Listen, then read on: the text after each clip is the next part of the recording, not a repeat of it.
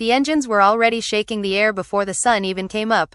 That deep, rolling thunder of 4 right cyclones warming in the cold morning dark, vibrating through the metal floor and straight into your chest. You could taste the fuel in the air. Feel the frost biting through your gloves as ground crews moved like shadows under the wings. Nobody talked much. They didn't have to. Every man on that runway knew this wasn't just another mission. This was the kind of target crews whispered about in the mess hall. The kind where you counted the empty bunks afterward. The pilot climbed into the cockpit and glanced down the runway lights stretching into the fog. Somewhere beyond the clouds was Nazi-occupied Europe, stacked with flak batteries and fighter squadrons just waiting for them. 17 B-17s idled around him, silver bodies lined up like a wall of steel. Flying fortresses. That's what they called them. Built to take punishment. Built to survive anything. At least, that's what the posters said. But every man on board had seen fortresses fall.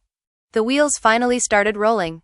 One by one, each bomber lumbering down the strip and clawing its way into the sky.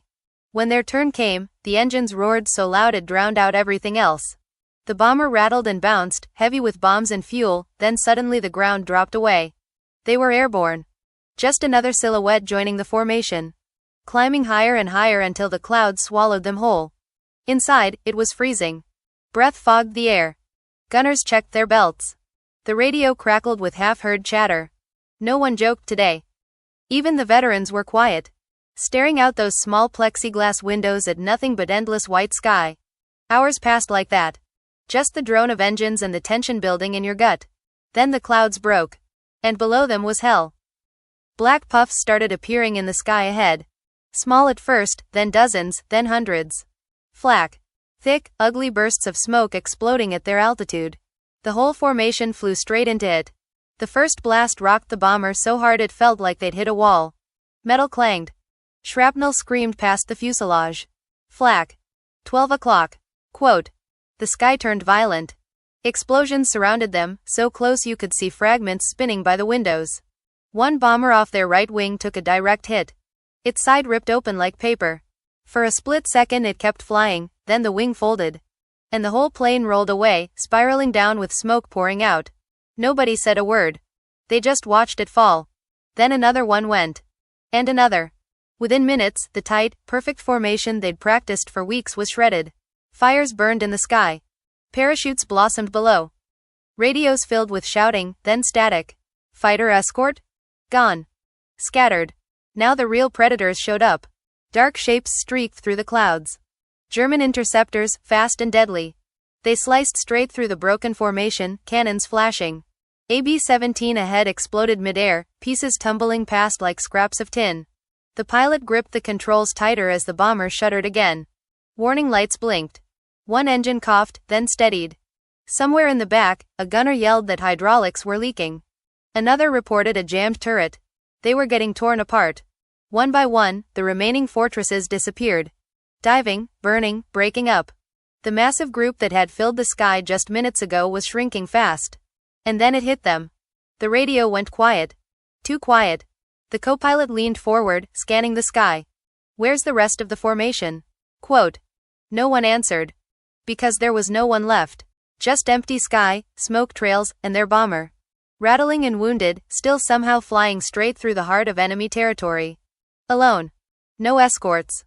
No cover. Deep over Germany. For a moment, it felt like a death sentence.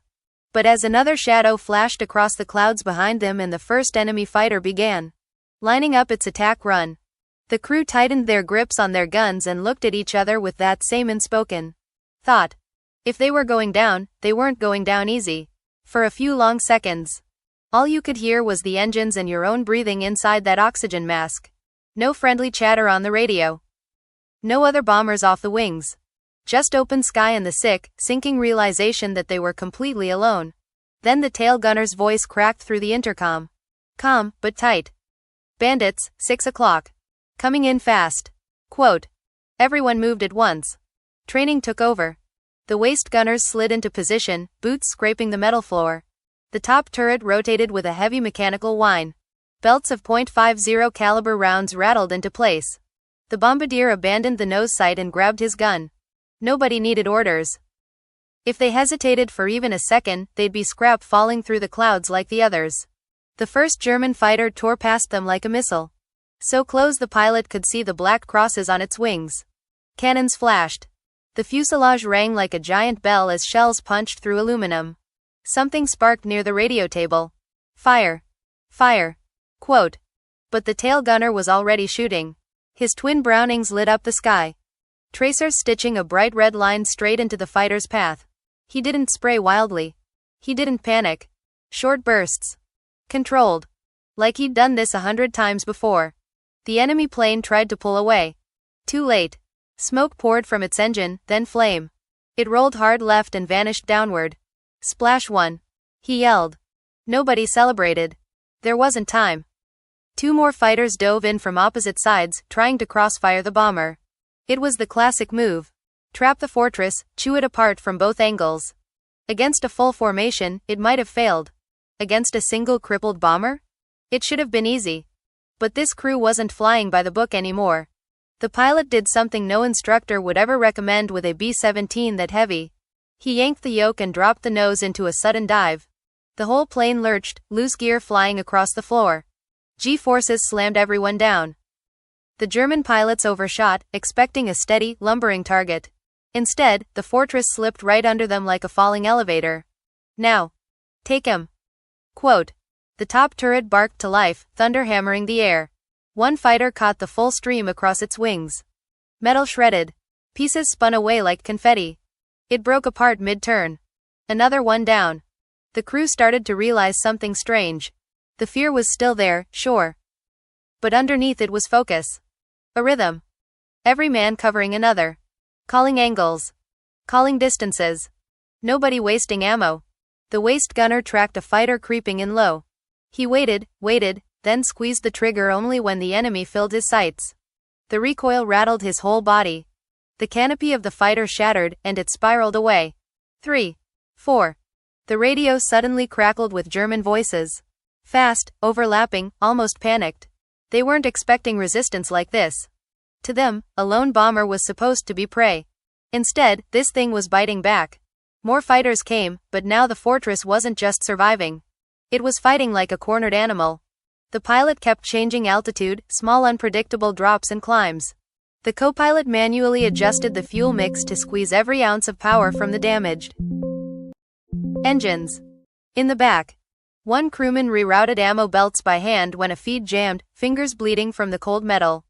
They weren't relying on some secret gadget or hidden technology. It was pure improvisation.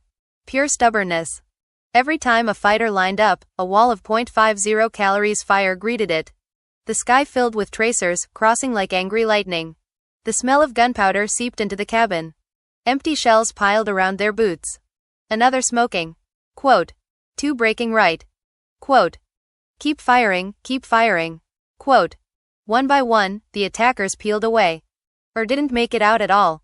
And somewhere between the 5th and 6th kill, the truth hit them. The secret weapon wasn't the plane. It was them. Their aim.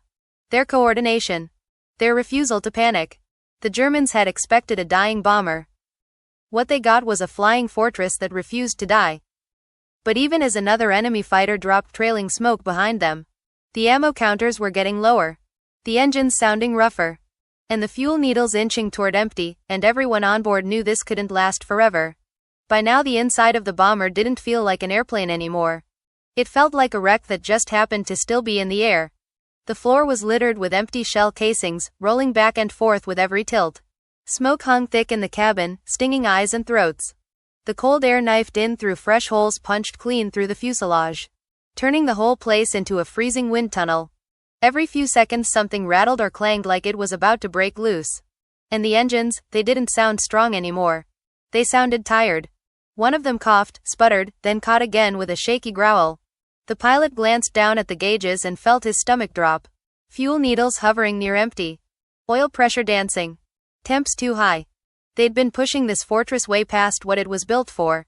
Behind him, the tail gunner called out, quieter this time. How much ammo we got left?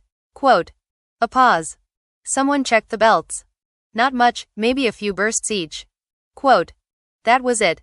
After everything they'd just fought through, it was coming down to scraps. For a moment, nobody said anything. Just the drone of the engines and the whistle of air screaming through bullet holes. Then the radio cracked again. Bandits, more of 'em. Hi, right. Quote. Of course there were. 3 fighters this time. Maybe 4, silhouettes cutting through the clouds like wolves that had finally regrouped. Slower now. Smarter. They weren't rushing in anymore. They'd seen what happened to the others. They were circling. Waiting. The co-pilot let out a shaky breath.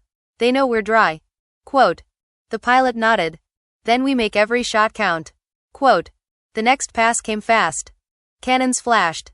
The whole bomber shuddered as rounds slammed into the wing. A warning light blinked red. Hydraulics failing. The controls suddenly felt heavier, sluggish, like steering a truck through mud. Top turret, hold. The gunner waited until the fighter filled his sight. So close he could almost see the pilot's helmet. He squeezed the trigger. A short, brutal burst. The guns went silent. Empty. But it was enough.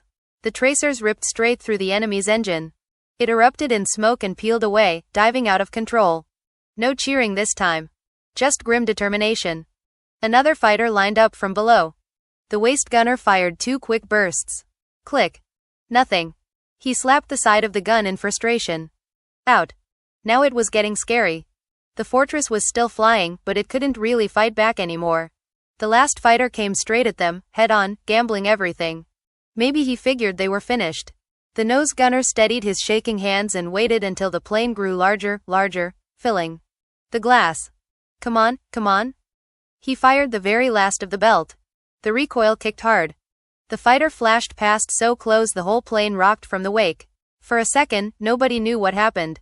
Then the tail gunner twisted around. He's smoking, yeah, he's going down. Quote. 17 enemy planes either destroyed or driven off. And somehow, unbelievably, the old fortress was still in the sky. But victory didn't feel heroic. It felt fragile. Because right then, the damaged engine finally gave up. It sputtered once, twice, and died. The prop slowed to a useless spin. The bomber lurched hard to one side. Engine 3's gone. Quote. Altitude started bleeding fast. They weren't over friendly territory yet. Not even close. The pilot wrestled the controls, muscles burning, trying to keep the nose level. We're not making it back to base, he said quietly. Find me anywhere flat. Field, road, I don't care. Quote. Below the clouds, the ground rushed up. Patchwork farms, trees, who knew whose territory? No time to choose. Brace. Quote. The fortress came in rough, scraping treetops, landing gear half deployed. The impact was violent. Metal screamed. The plane bounced. Skidded, tore across the earth in a shower of dirt and sparks before finally grinding to a stop. Silence. Just ticking metal in their own ragged breathing. One by one, the crew stumbled out onto solid ground, staring back at what was left of their aircraft. Wings shredded. Holes everywhere. Smoke curling from the engines. It should have fallen hours ago. 17 enemy fighters gone, and one battered flying fortress that simply refused to quit. No secret gadget. No miracle tech. Just a handful of men who decided they weren't done yet. And somehow, against every odd in the sky that day, that stubborn courage was enough.